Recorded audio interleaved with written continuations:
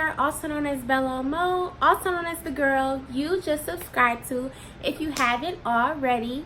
Today I am going to be doing a video that has been requested by so many people on Snapchat and on Instagram, and also in person, just asking me how my senior year went and what advice I have for you all. So I have 6 tips, and if I think of anything else along the way, then I will also list those. But I have a list of 6 tips that I think helped me during my senior year, and I also think can help you as well. So I have them on my iPad, so if I'm looking over, then I'm just looking at my iPad to look at the list. So the first thing is scholarships. I still accumulated almost about $20,000 in scholarships and outside scholarships. But I believe if I would have started earlier, like in 9th or 10th grade, then it would have helped me a lot better. So I worked at Target, and I also did scholarships. So scholarships basically became my second job when I was a senior. So that's something that I recommend that everyone does. You do research on your #1 school, and you find out how much money you're going to need. Do your FAFSA early so that you know how much you will get from FAFSA, I don't know what it is, but and just make sure that you do research on your school so that you know how much money you'll need to afford it. That's why I did scholarships, because I knew that Spelman was a very expensive school, so my mother was not going to be able to cover it all. So I did scholarships as well. Some websites that I use: scholarships.com. I use fastweb.com. That might have been one of my favorite, fastweb.com. I really love that website because it personalizes a list of scholarships for you once you plug in your information. Also going to your counselor, asking them if they have any scholarships for you. And I also use this app called Scholly App, and it's a subscription, so you pay like $2 or $3 a month, but the amount of scholarships that it gives you that are so hard to find online is unbeatable. So I love the Scholly app as well. Another thing that I would say to help you out with scholarships is to make sure that you're listing everything that you do. When I would apply for scholarships, I literally listed unless it restricted me to a certain amount. If it would say list 5 activities that you've done within high school, or list 5 community service projects that you've completed, or something like that, then I would list everything. I would list my whole resume. I would list some stuff from middle school if it related to the scholarship. So you must give the scholarship what they want to see and what they want to hear. And also do research on your scholarships as well. If you know that you're applying for a scholarship that has something to do with the medical field, or that has something to do with pre-med or something like that, because I completed a lot of those, then show how strong you are in your science classes and in your math classes and stuff like that. And I also completed a medical program within school, so I listed that as well. So you just must cater your application to the scholarship. And one more thing that I would say about scholarships is to make a list of them so that you know which ones you applied for, if you heard back from them yet, how much they are, stuff like that. Something that can really help with that is Excel. I know my mom made an Excel sheet for me. So yeah, that's something that really helps as well. So scholarships.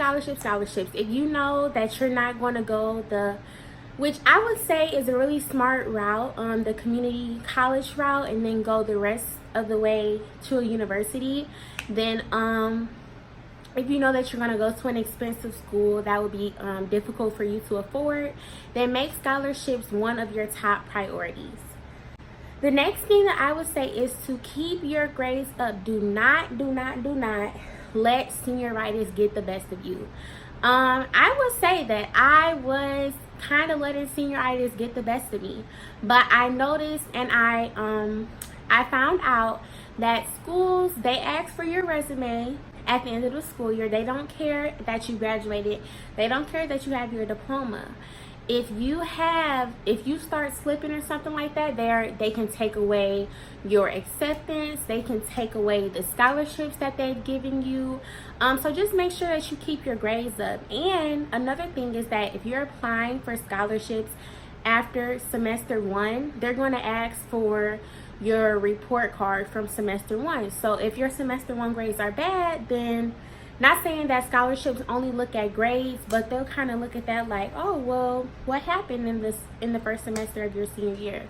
So just make sure that you keep your grades up, because it really does matter. So yeah, like I said, just make sure that you don't let senioritis get the best of you. Still enjoy your senior year, participate in everything that you can, make the best out of your senior year. Don't think that since you're graduating, you're too cool to do this and do that, because it really goes by like this. I really feel like I was just at my school's 9th grade center, and now I'm a freshman in college. So just take advantage of everything that you can in high school, because it really does go by fast. The next thing that I would say is to tour colleges. I toured Spelman when I was a junior. I toured my junior spring break. And I found that this was the place that I needed to be. I toured University of Michigan when I was younger. I did programs at Michigan State. I worked at Wayne State for I was in a program at Wayne State for 6 years and worked there for 3 of those 6 years. So I had a chance to adapt and see the environment of where I might be for the next 4 years. So I really say that whenever you have free time during your breaks or whenever, to make sure that you tour your schools, because it is very important for your academics and for your mental health and all of that, for your social health, everything, that you are comfortable in where you'll be receiving your education. Because I just felt like at some institutions and at if I wasn't attending an HBCU, then I really feel like I would just not, I wouldn't be able, I would still succeed and I would do good academically, but socially, I just feel like I would be miserable. So that's why I made sure that I took time out of my high school career to tour school, so that I could figure out exactly where I wanted to be for the next 4 years. Make sure that you're doing research and everything pertaining to your college or university, and just figuring out what you're going to do, because this decision, like making the decision to go to college and where you're going to go, is very important. Your education is very, very, very, very, very, very important. So just make sure that you're always doing your research and figuring out where you need to go. The next thing that I would say is to appreciate who's around you before you go off to school.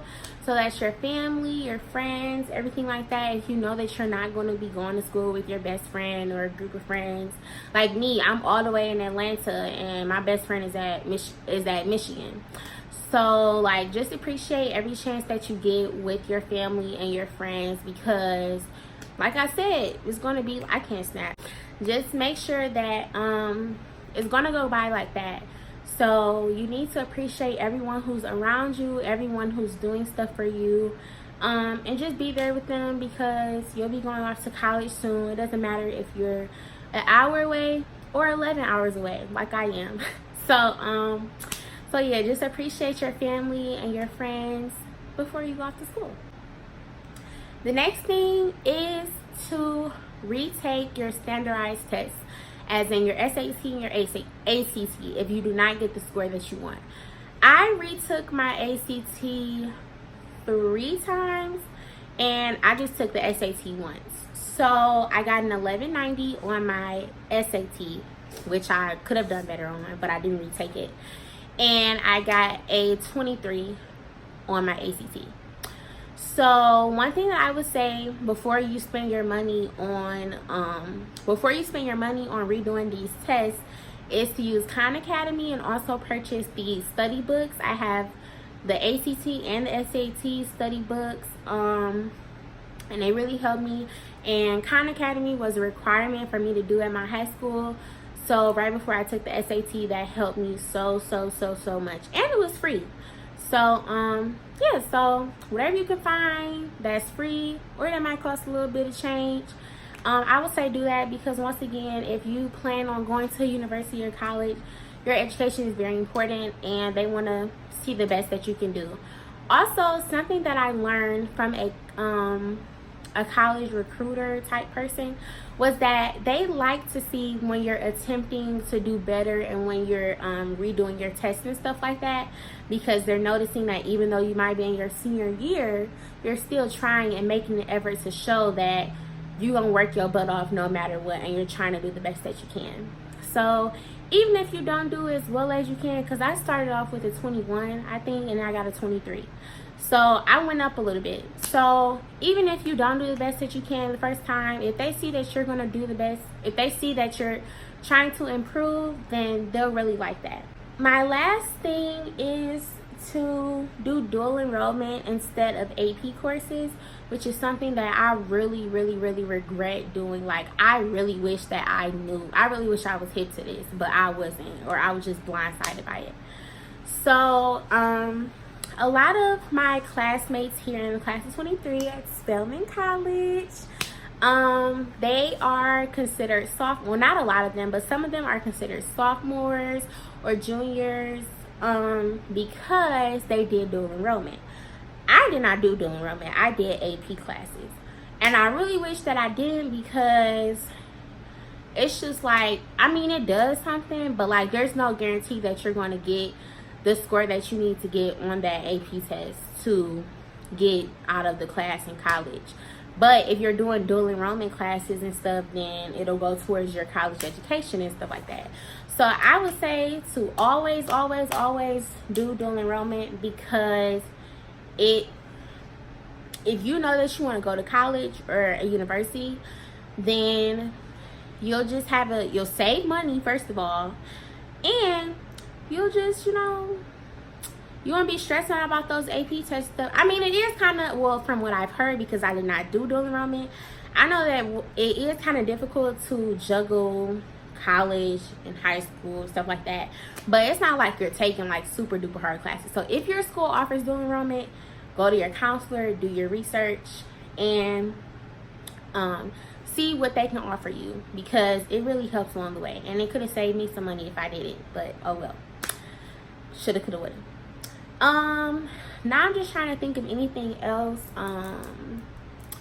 that I would, one other thing that I can think of right now. You should get this close with your counselor. When I say me and my counselor was like this, like we was like this, like I was always in her office. She always gave me so many good opportunities.